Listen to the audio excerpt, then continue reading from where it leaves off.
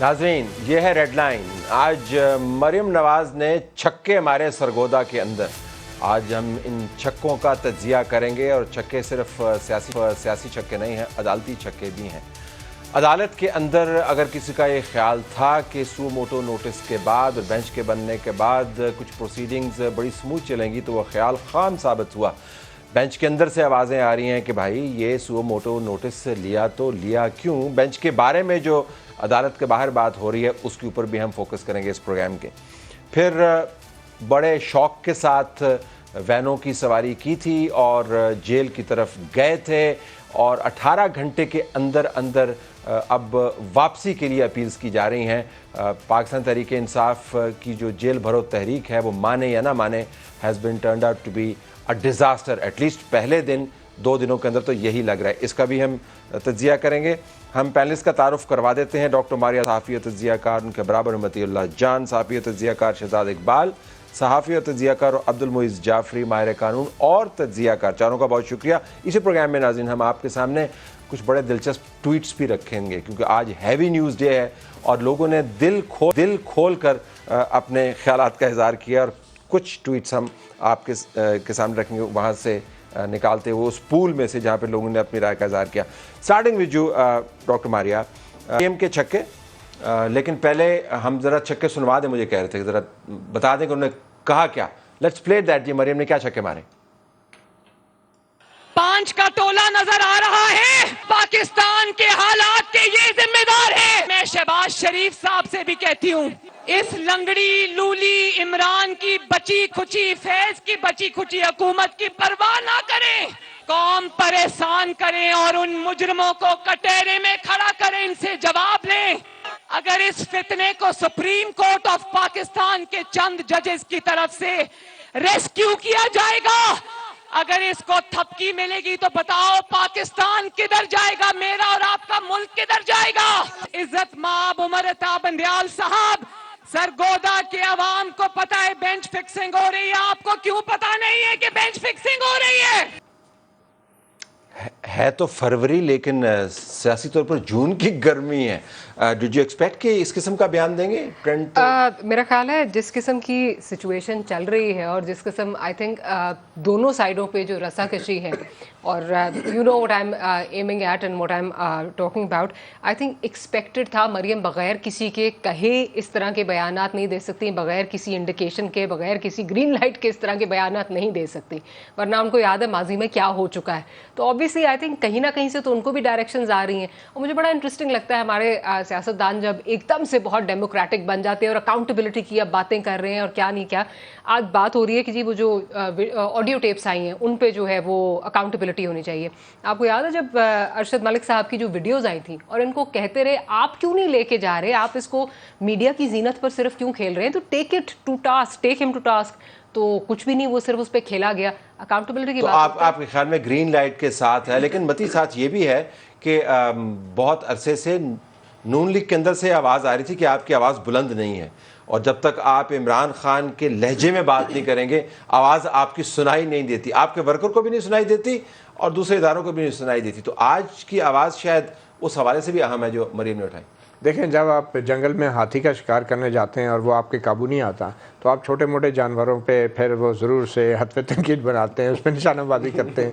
मेरे ख्याल में अगर 5 का टोला था तो ये बहुत बड़ी खबर है कि नून लीग ने जनरल बाजवा को उस टोले में से निकाल दिया है और उसके बाद इमरान खान का नाम तो उस टोले में है ही नहीं। मेरे ख्याल में 5 के नंबर पर इतने फिक्स हो गए, उन्होंने कहा कि आप किसको निकालें, उनका फिलहाल इमरान और जनरल बाजवा को निकाल। आई थिंक अब बयानिया बहुत मुश्किल से बन रहा है नून लीग का और मरियम नवाज़ डेस्परेटली लुकिंग फॉर टारगेट्स, मगर जनरली स्पीकिंग जिनका नाम उन्होंने लिया है वो गलत नाम नहीं लिया और ये डेस्परेशन भी है। और ये डेस्परेशन इस चीज़ की है कि शायद बहुत अरसे बाद, जैसा कि डॉक्टर मारिया कह रही है, उनको इस बात की इजाज़त मिली है कि आप अब खुलेआम इसका नाम ले सकते हैं। ज़ाहिर बात है जिनकी तस्वीरें दिखाई गई, जिनके नाम लिए गए, उसमें जनरल बाजवा शामिल नहीं हैं, मगर इन लोगों का जो माजी में 6 साल पहले जो किरदार रहा है वो किसी से ढका छुपा तो नहीं है। और जब अदलिया इतना कुछ करने के बाद आज एक बार फिर एक ऐसे मोड़ पे आके अगर वही चेहरे दोबारा बैठ के सुप्रीम कोर्ट में अगर ऐसे ही अहम आइनी मामलात بات پہ فیصلے کریں گے تو پھر ان کے اوپر تنقید تو ہوگی, they should be ready for that. Shahzad, مجھے یاد آ رہا ہے گجرانوالہ میں جب نواز شریف صاحب اسپیچ کر رہے تھے اور مریم نواز بیٹھی ہوئی تھی اسٹیج کے اوپر, انہوں نے 2 نام لیے تو جس کو وہ پنجابی میں کہتے ہیں مریم نواز کا طرح سا نکل گیا تھا. وہ کیمرے کے اوپر موجود ہے, انہوں نے مڑ کے دیکھا کہ نواز شریف صاحب کو یہ نام لینے چاہیے تھے یا نہیں, انہوں نے نام لیے اور اس کے بعد صرف گجرانوالہ میں ہی لیے. لیکن اب تو کھل کے بات ہو گئی ہے, جنرل باجوہ بھی ریٹائر ہو گئے ہیں, فیض بھی ریٹائر ہو گئے ہیں, لیکن چند ججز سرونگ ہیں. میرے لیے حیرت کی بات ویسے یہی تھی کہ 150 کلومیٹر دور گجرانوالہ پہ جب تقریر ہو رہی تھی نواز شریف صاحب کی, تو وہ تو کہہ رہے تھے کہ ہر برائی کی جڑ جو تھی اور وجہ جو تھی وہ اس وقت جو آرمی چیف تھے جنرل باجوہ تھے, وہ سٹنگ تھے اس وقت. آج کیا کباہت تھی, کیوں نہیں نام لیا گیا, یہ بڑے سوال پیدا ہوتے ہیں. کیونکہ یہ بالکل ٹھیک بات ہے, آپ یہ نہیں کر سکتے کہ آپ پہلے کہیں کہ جنرل باجوہ نے عمران خان کو وہ لے کر آئے, آپ کی حکومت گرائی, پھر آپ ان کو ایکسٹینشن بھی دیں, پھر آپ واپس ان کے خلاف ہو جائیں, گجرانوالہ کی تقریر کر دیں, پھر آپ ووٹ آف نو کانفیڈنس کے بعد جو ہے ان کے ساتھ قریب ہو جائیں, اور پھر آپ یہ کہیں کہ نہیں 28 نومبر سے پہلے ہماری گورنمنٹ نہیں تھی, ان کی تھی. جب اس طرح آپ چلتے رہیں گے, بیانیہ بار بار چینج کرتے رہیں گے تو سمجھ نہیں آئے گی. تو آج یہ سب پوچھیں گے یا نمبر پورے کر لیں یا بیانیہ پورا کر لیں, تو ان کو 5 کے 7 کر دینے چاہیے. لسٹ کمپلیٹ ہی نہیں ہوتی نا, ورنہ اس لسٹ کا کیا فائدہ. مطلب اگر آپ یہ بینچ پورا نہیں ہوتا ہیں کہ 7 کا بینچ بنتا ہے, ڈی جی آئی پہ آپ الزام لگا رہے ہیں اس وقت کے, لیکن آپ کہہ رہے ہیں کہ جو اس وقت کے سٹنگ آرمی چیف تھے جس پہ آپ پہلے خود الزام لگا چکے ہیں, پوری قوم کو بتا چکے ہیں, ان کو آپ نے مائنس کر لیا.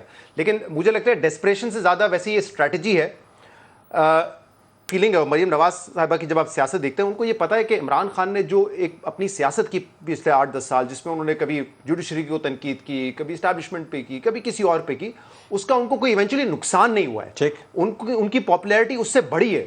تو اب مریم نواز صاحبہ بھی یہ سمجھتی ہے کہ اگر میں بھی 2 ہاتھ آگے جا کے اپنا ایک بولڈ طریقے سے اپنی پوزیشن لیتی ہوں تو اس میں کباہت کیا ہے, اس میں حرج کیا ہے, اس سے ان کو نقصان نہیں ہوا, کیونکہ ان کو لگتا ہے عمران خان کو نقصان نہیں ہوا. تو مجھے لگتا ہے ڈیسپریشن کے ساتھ اسٹریٹجی یقیناً ہے.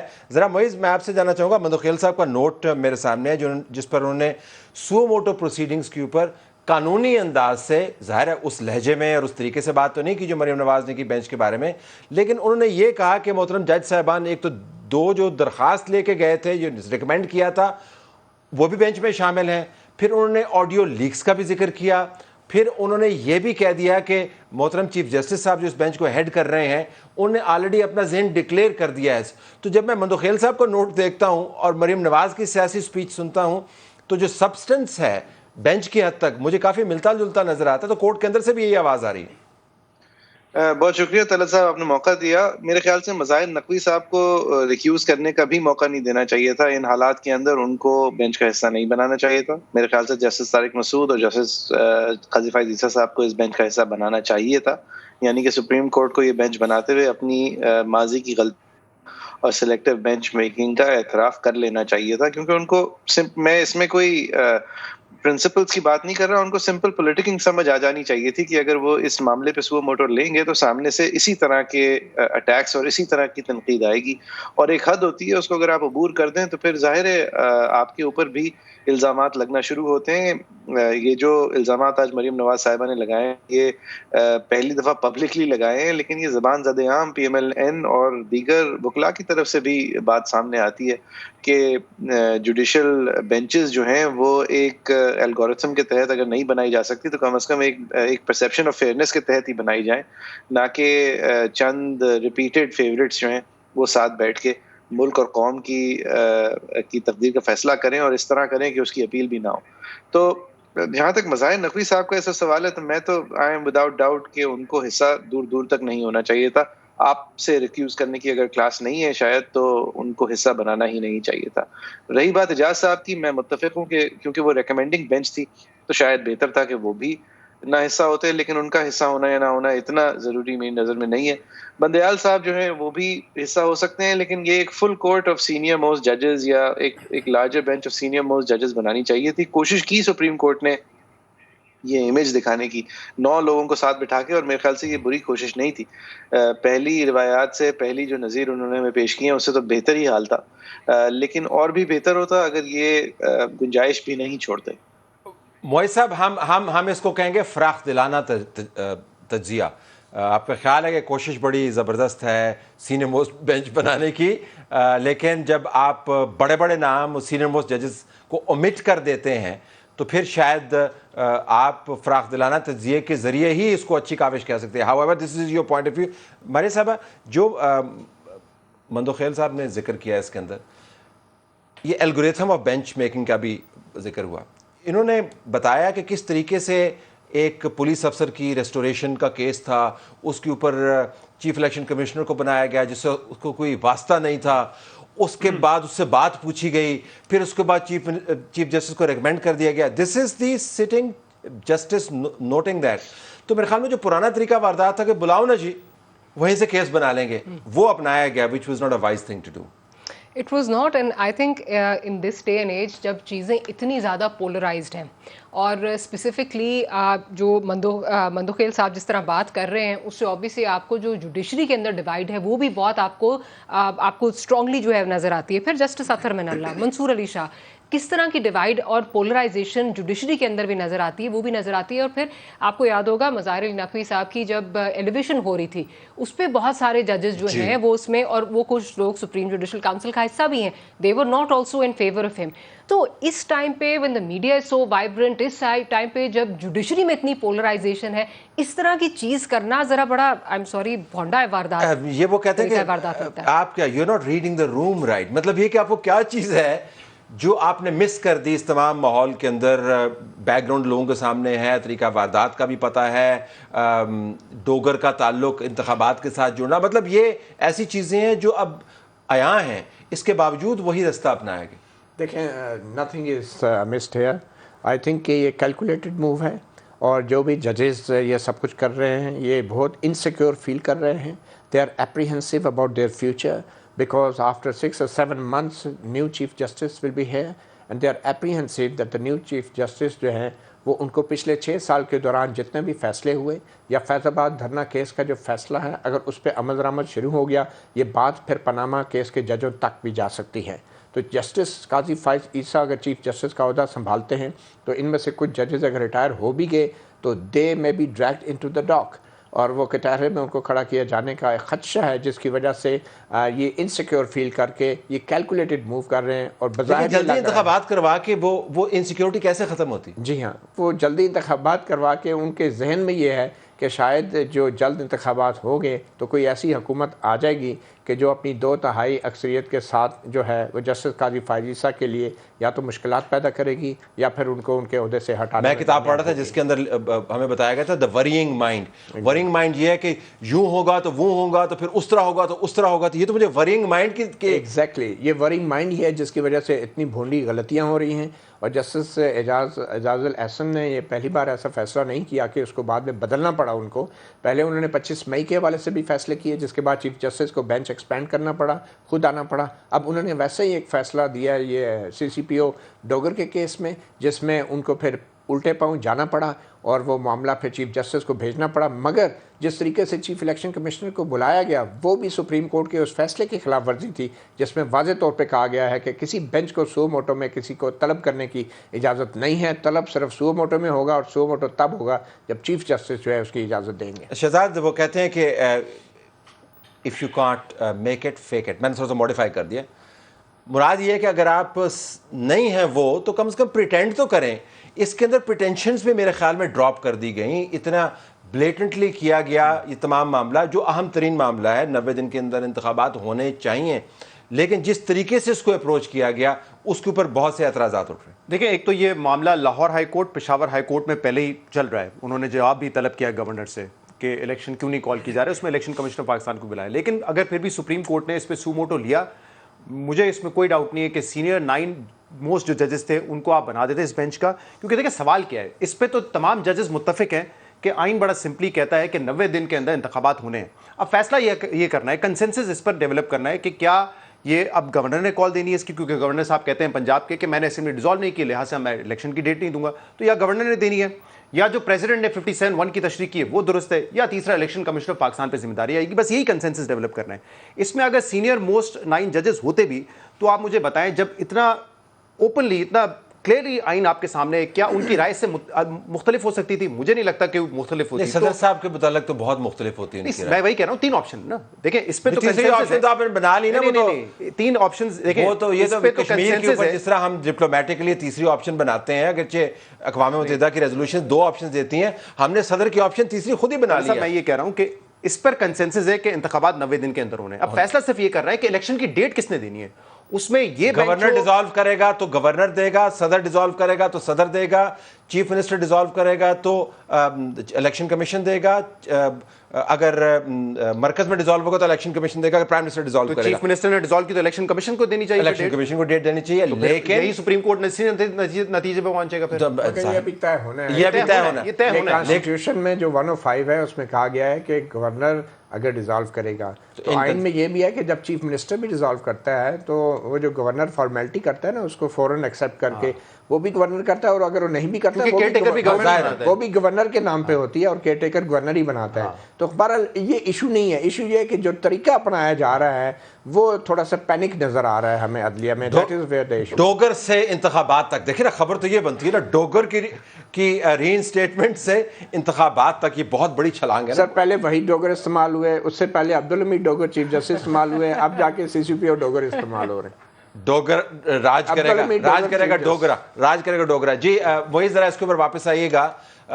تشریح تو ہمیں چاہیے, لیکن جس انداز سے تشریح کا آغاز کیا گیا ہے اس سے کوئی مستقبل تابناک نہیں لگ رہا ہمیں اس وقت. سر یہ جو متی صاحب نے آپ کی کوئی 3 سیکنڈ کے اندر تشریح کر دی ہے نا, یہ مکمل تشریح ہے, اور اتنی ہی تشریح چاہیے کہ آرٹیکل 105 جب کہ 18ویں ترمیم کے بعد گورنر کا عہدہ ایک پوسٹ آفس کی حد تک محدود ہو چکا ہے, تو چاہے وہ چیف منسٹر کی ایڈوائس کو سنتا ہے یا نہیں سنتا, کام اس کا پوسٹ آفس کا ہے, تو یہاں پر بھی اس کا پوسٹ آفس کے تحت ڈیٹ دینے کا کام ہے. اتنی سی بات ہے. مطلب میرٹس پر اگر آپ آئیں گے تو یہ آئین کا کوئی اتنا بڑا تصادم یا اتنا بڑا لمحہ فکریہ نہیں ہے. یہ ایک مزے کا خیز قسم کی ایکشن ہے گورنر کی طرف سے, اور صاف آیا ہے کیوں ہے. بہرحال اس کی دیکھیں میری نظر میں اگر آج تک کوئی سو موٹو بنائے تو یہ بنائے. یہ ایک matter of fundamental public importance ہے. کروڑوں لوگوں کی حق رائے دہی جو ہے اس کو پامال کیا جا رہا ہے for one reason or the other, through one interpretive reading of the constitution or the other. یہ اگر فنڈامنٹل امپورٹنس نہیں ہے تو کچھ نہیں ہے. لیکن کیونکہ ہمارے کورٹ کا ماضی اس طرح کا رہا ہے, اگر میں یہاں پہ آپ سے چھوٹا سا سوال پوچھ پاؤں, آپ پھر اپنی بات مکمل کیجئے گا. اگر میں آپ سے پوچھ پاؤں تو یہ کیا پامالی نہیں ہے کہ عمران خان صاحب اناؤنس کرتے ہیں پبلک میں کہ میں نے دونوں اسمبلیاں ڈیزالو کر دینی ہیں, یہ جانتے ہوئے کہ پنجاب میں جو چیف منسٹر ہے ان کا ایلائی ہے اور ان کی پارٹی کا حصہ نہیں ہے. وہ جب چاہتے ہیں اسمبلی کے اندر چلے جاتے ہیں, جب چاہتے ہیں اسمبلی کو چھوڑ دیتے ہیں, جب چاہتے ہیں ضمنی لڑتے ہیں, جب چاہتے ہیں ضمنی چھوڑ دیتے ہیں, جب چاہتے ہیں 7 سیٹوں پہ لڑتے ہیں, جب چاہتے ہیں اوتھ نہیں لیتے. تو اگر آپ نے پبلک مینڈیٹ کے ساتھ فٹ بال ہی کھیلنا ہے تو پھر سارے فٹ بال فیلڈ کا احاطہ کیجئے نا, صرف انتخابات کی ڈیٹ کے اوپر تو نہ رکیے. جی سر, ایک اگر مسخرے آ گئے ہیں سسٹم میں تو اس کا یہ مطلب نہیں ہے کہ آپ سسٹم کو ڈبا دیں. یہ سسٹم جو ہے اس کو سروائیو کرنا ضروری ہے. یہ ہمارا سوشل کانٹریکٹ ہے, اس پہ 2/3 اکثریت کی رائے چاہیے ہوتی ہے اس کو تبدیل کرنے کے لیے. کورٹ نے ویسے ایک دوسری پوزیشن لی 63 کے اندر, انہوں نے 2/3 اکثریت کے بجائے 5 لرنڈ مین نے فیصلہ کر لیا کہ ہمارا آئین کس طرح تبدیل ہوگا. لیکن ویسے just because there is an Imran Khan in the equation doesn't mean that you need to change the equation. But I agree that he has abused the system and he's abusing it. یہ متی ایک پوائنٹ ریز کریں, گو head. دیکھیں جب constitution کی provision کے مطابق کوئی بھی آئینی عہدیدار اپنا کام کرنے سے قاصر ہے یا وہ کام کرنا پسند نہیں کرتا تو اس کو استعفیٰ دے دینا چاہیے. Governor should have resign. Number 2, اگر گورنمنٹ یہ سمجھتی ہے, گورنر یہ سمجھتا ہے کہ پاکستان کے پاس اتنے پیسے نہیں ہیں کہ وہ الیکشن کرا سکتا ہے, تو پھر پاکستانی حکومت کو ایمرجنسی نافذ کرنی چاہیے, ڈکلیئر کرنی چاہیے, اور ایمرجنسی کی جو کانسٹیٹیوشن پروویژن ہے ان کو انووک کرنا چاہیے. اس کے بعد الیکشن کو ڈیلے کر دینا چاہیے. مگر یہ نہیں ہو سکتا کہ آپ استعفیٰ بھی نہ دیں, ایمرجنسی بھی نہ ہو. طریقہ ہے الیکشن ڈیلے کرنے کا کہ آپ دوبارہ نظریہ ضرورت کو زندہ کریں. پہلے عدالتیں کرتی رہی ہیں, اب یہ حکومت کرے گی, گورنر کریں گے. اور اگر دائرے کے اندر رہتے ہوئے یہ آپ کو اس وقت اٹارنی جنرل مطیع اللہ جان صاحب نے بالکل درست پوزیشن دی ہے, ٹھیک 10 سیکنڈ میں کوئی دیکھیں اس میں یہ آئی ایگری وتھ موئز کہ اس میں آپ عمران خان فیکٹر لے آئیں, اس میں آپ یہ کہیں کہ سیکیورٹی نہیں ہے, اس وقت پیسہ نہیں ہے. یہ تمام کوئی یہ جواز نہیں بنتا الیکشن کو ڈیلے کرنے کا. نظریہ ضرورت کو آپ امپلیمنٹ کریں گے, زندہ کریں گے, تو ہی آپ الیکشن ڈیلے, کوئی طریقہ نہیں ہے اس پہ. Let's take a break hair.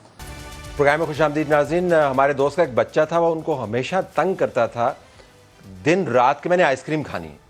تو میرے دوست نے تنگ آ کے ایک مرتبہ اس کو 4 دن صرف آئس کریم کھلائی. وہ دن گیا اور آج کا دن آیا, اس نے آئس کریم نہیں مانگی.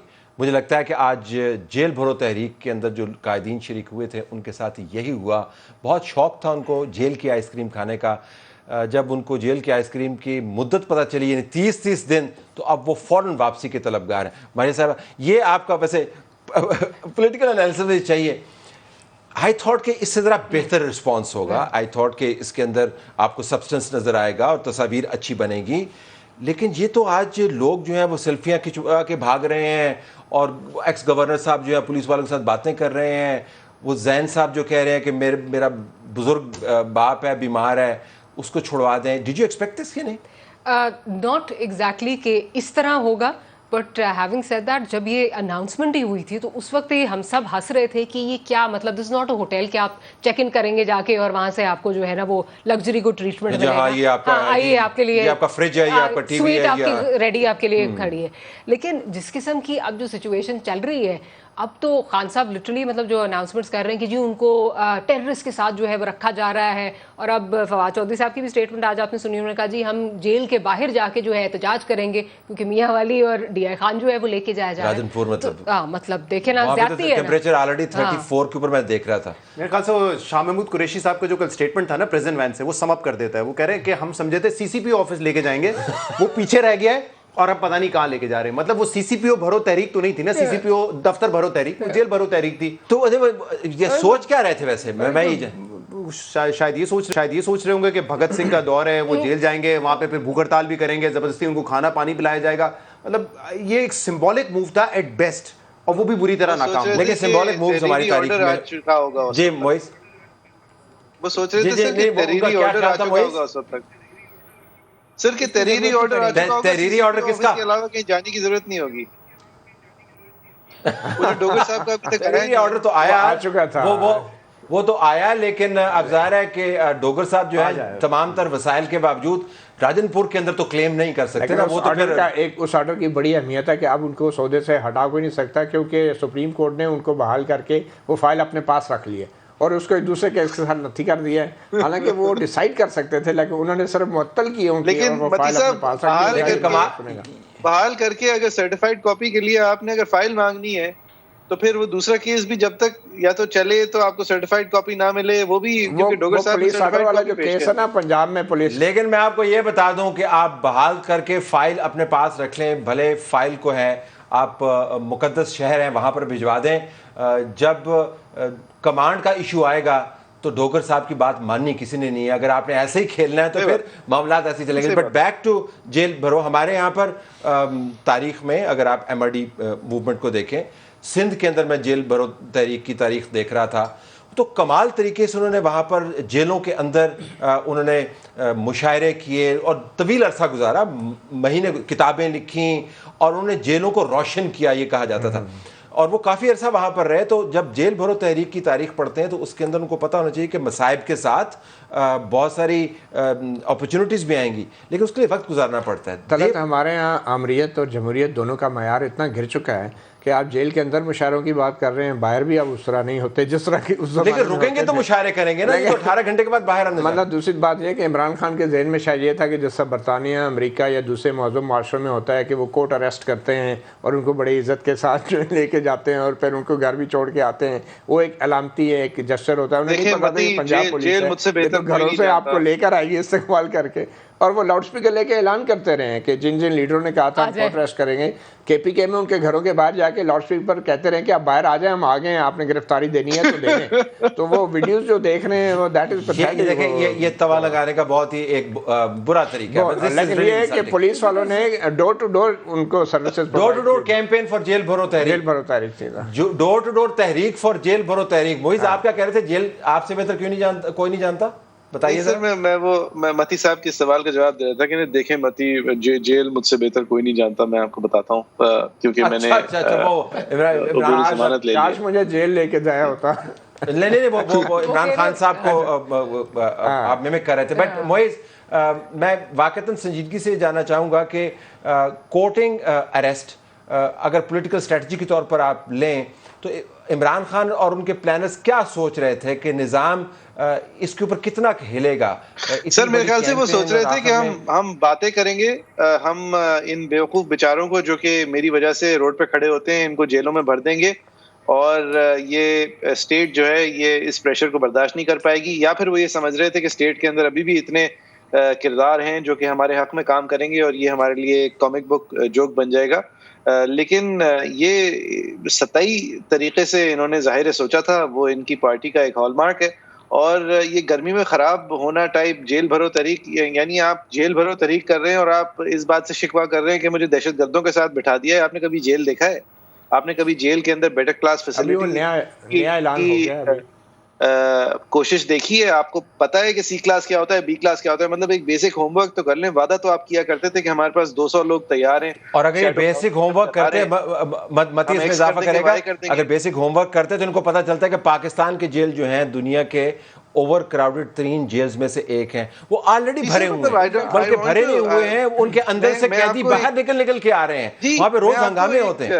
دیکھیں میرے خیال میں اب ایک نئی تحریک چلانی پڑے گی عمران خان کو، اور وہ تحریک کا نام ہوگا مچل کے بھرو. مچل کے.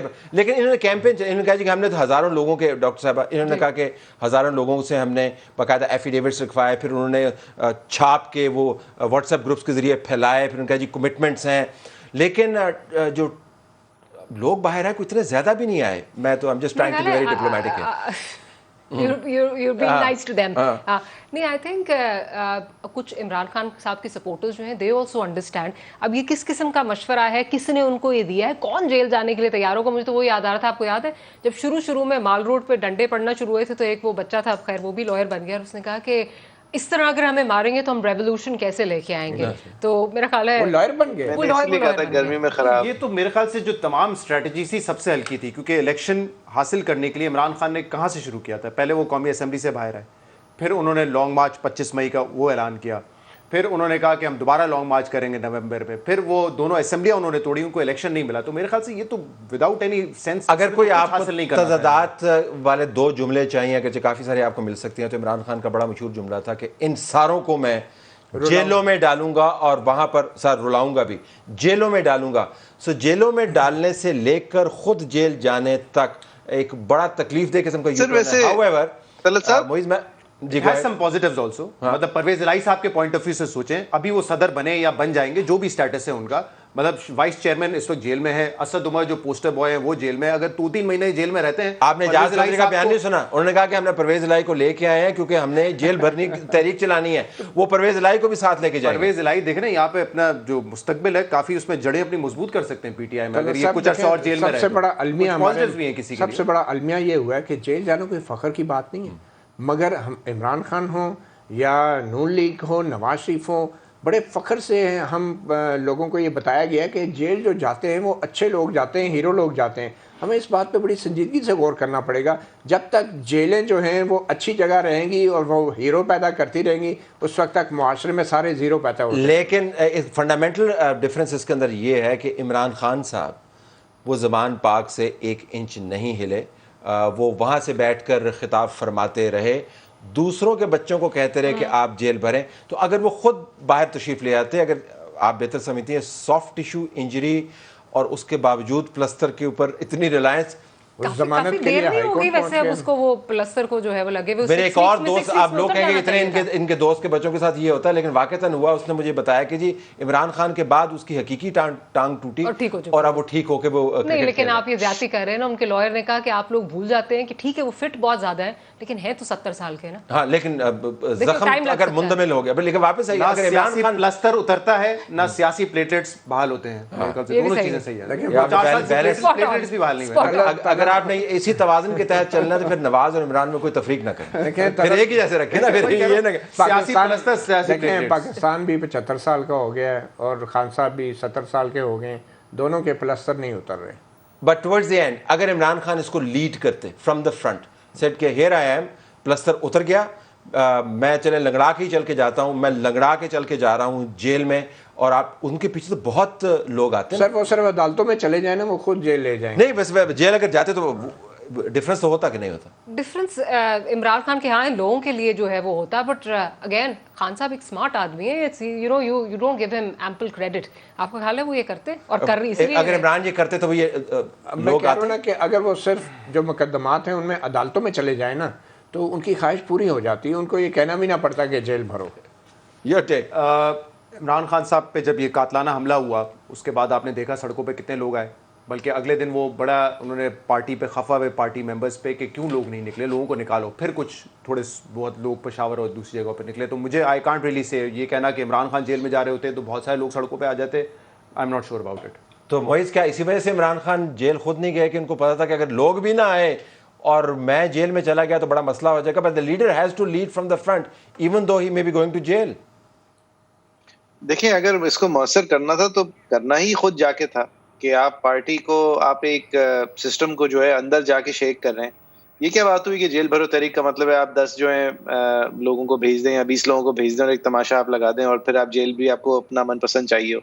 ये उसी तरह है, आपने उनके तजादात के अंदर गिनवाया था।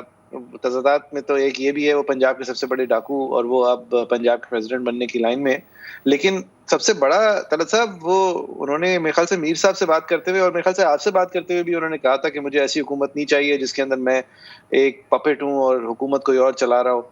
और आज जो है वो शिकवाई ये करते हैं कि मैं एक पपेट था और हुकूमत कोई और चला रहा था। तो खान साहब की बातें और खान साहब को जो गुंजाइश मिलती है वो जो भी कह देते हैं उनको फिर भी पजीराई मिलती है। इसके ऊपर एक केस स्टडी होनी चाहिए कि बंदा अगर एक ही टोन में सारी बातें करते। केस स्टडी का वक्त आएगा। तलत मेरे ख्याल में हमारा इम्तिहान जेलें भरना नहीं है, जेलें खाली करना होना चाहिए। बाज़ जगहों पे जेलें खाली करवाना है, फिर उस खाली थोड़ा सा भरना है, क्योंकि अगर ये तवाज़ुन बन गया तो right people have to go to jail, those who deserve to be in jail. फखर की बात नहीं, हम बच्चों को क्या बता रहे हैं? ओके, बच्चों को हम ये बता रहे हैं कि दूसरे जेल जाएं, आपने जेल नहीं जाना। ट्रेंड्स एंड ट्रेंडिंग, दो ही ट्रेंड्स हैं जिसके ऊपर आपको फोकस करने की ज़रूरत है। एक ट्रेंड है तबाही का गोला 5 का टोला, मुस्लिम लीग नून की तरफ से ट्रेंड चलाया जा रहा है। इसके अंदर जो तस्वीर हैं उन तस्वीर से मुख्तलिफ हैं जो मरीम नवाज़ ने अपने जलसे के अंदर दिखाई, लेकिन 5 के टोले की रट लगा रहे हैं। 2 एक्स ISI चीफ हैं, 2 एक्स चीफ जस्टिस हैं, बीच में इमरान खान हैं। IM खान अरेस्ट मी, जेल भरो जिंदान चलो, जेल भरो खौफ के बुत तोड़ो, 3.5 लाख के करीब ट्वीट हो चुके हैं। अगर इसका 10% भी जेलों के अंदर होता तो इमरान खान ये कह सकते थे कि उनकी जो कैंपेन है वो कामयाब रही। लेकिन ट्वीट से जेल नहीं भरते, लोगों से भरते हैं। लोग आज नहीं आए। जो ट्वीट्स हमने आपके लिए सिलेक्ट किए हैं, फ़खर काका खेल एक सीजन जर्नलिस्ट हैं, उन्होंने फजल इलाही जो एक्स MP हैं PTI के, उनकी वीडियो के ऊपर ट्वीट किया, इस तरह जेल भरो नहीं वॉशरूम भरो तहरीक चलाई जा सकती है। पेशावर के फजल इलाही फ़ोटो सेशन के दौरान पुलिस को देखते ही गाड़ी से उतर के भाग गए। ईमान ज़ैनब मज़ारी हाज़िर ने अपने ट्वीट में कहा, अपने सपोर्टर्स को जेल भेजना जबकि आप खुद महफूज हैं ना सिर्फ बुज़दिलाना अमल है बल्कि काबिल मज़म्मत भी है। इमरान खान की सियासत ने अपने ही सपोर्टर्स का इस्तेहसाल किया, एक मुनाफिक जो अपने ही लोगों से कुर्बानियाँ मांगता जा रहा है जबकि खुद एक दिन भी जेल जाने के लिए तैयार नहीं। ईमान साहिबा जो है वो डॉक्टर शीरी मज़ारी की दुख्तर हैं। ब्रोकन न्यूज़ एक पैरोडी अकाउंट है जिसके अंदर कहा गया, मेरे वालिद किसी बुज़ुर्ग की बातों में आकर गिरफ्तारी दे बैठे हैं, उनको बाज़याब करवाया जाए। ज़ैन कुरैशी की अदालत को दरख्वास्त। इब्राहिम तारिक शफ़ी साहब मरियम की तकरीर से बड़े खुश हैं और हमें बता रहे हैं आज बड़े अरसे के बाद लगता है league is ready for elections, that's the way forward. What a speech bye Maryam Nawaz Sharif. रोक सको तो रोक लो, इट्स हर वर्सेस जुडिशरी। देखते हैं कि अब दूसरी साइड से क्या रद्द अमल आता है।